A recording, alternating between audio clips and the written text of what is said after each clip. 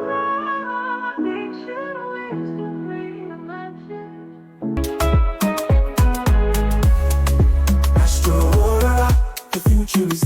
what we need. That's spirituality. So we're coming down to our last two call. The next one is Sept. Sept translates to provisions, providing for. And mostly what is talked about providing for is food.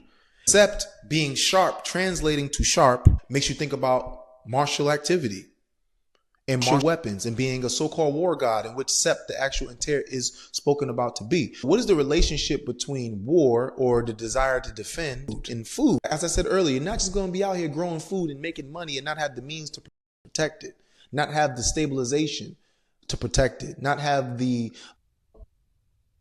even when you're going into business, you have your copyrights, you have your trademarks, you have your intellectual property. All of these rules, all of these things are a part of protecting your ability to provide for your family, provide for your nation. Sept is an interesting medut as well, hieroglyphic as well, because if you notice, it looks like a pyramid, but it's not the pyramids of ancient Kemet. Look at it again. It's a skinnier pyramid.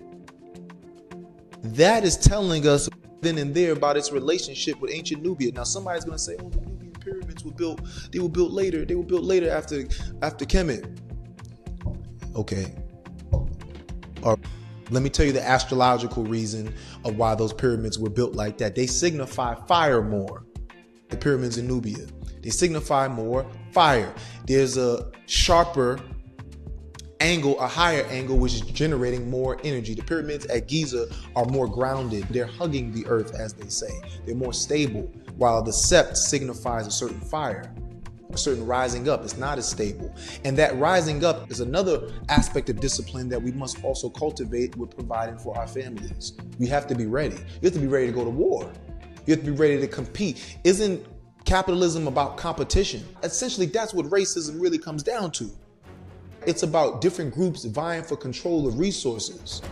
And black people are still trying to figure that out. While all the other groups, they're playing the team game. They're coming together. They know their political rights, their rights for resources, jobs, healthcare, whatever. It's a political game. They are ready.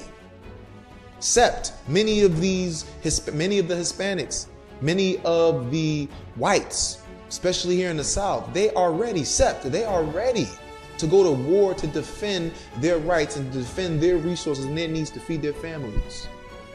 We trying to be friends with everybody. We being misused. We fight for everybody else getting their resources, and when it's time to get ours, nobody fights for us. We use Sept for others and not for ourselves. And so Sept, in its relationship to Ma'at, relationship to men, reminds us once again of the cultivation of the heavens, looking at the stars. Min is also a moon god. And we usually see the Sept Medut with him. And of course, I've already showed you how Ma'at is connected to the moon. Now, why is the moon very important? Once again, when building resources, the moon is very much involved. When you look at certain astrological texts in Kemet, it's in the later stages, Ptolemy, Egypt, and stuff like that.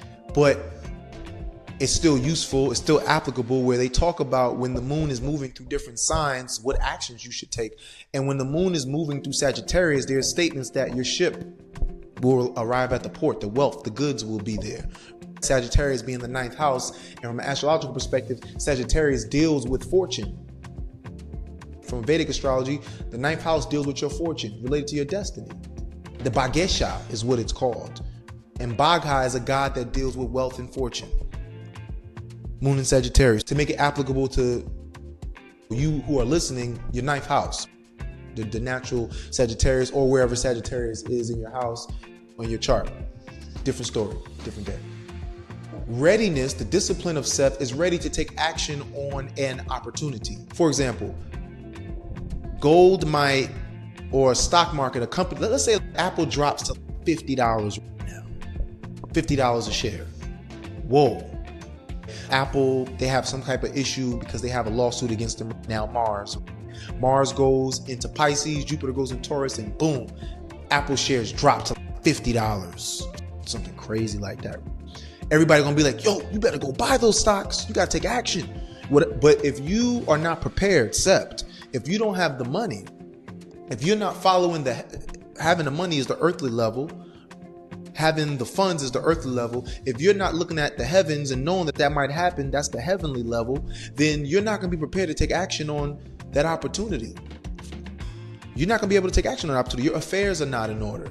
You don't even have a brokerage account, let alone the money saved. How many shares are you going to buy? What's going to be your action? What's going to be your strategy? Which is my all.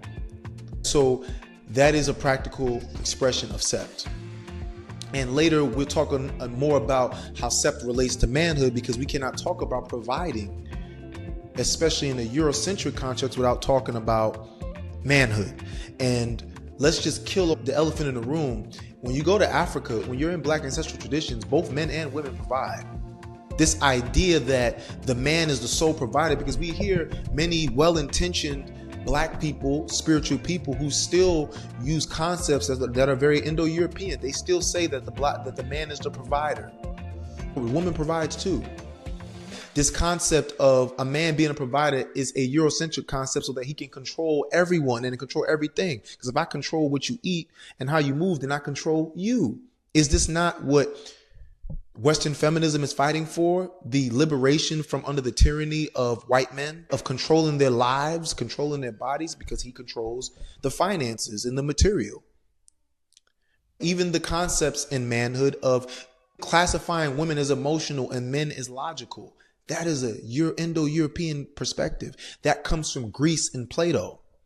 This whole thing that men are logical and women are emotional. No, that's not a Black ancestral perspective. That is actually wrong. That doesn't make any sense astrologically or astronomically. Based on energy, that doesn't make any sense. And remember, in the European perspective, one is good and one is bad. To be logical is good and superior. Therefore, to be emotional is inferior. It's another way of devaluing women. It's another way. But we'll get more into that when we talk about manhood and Sept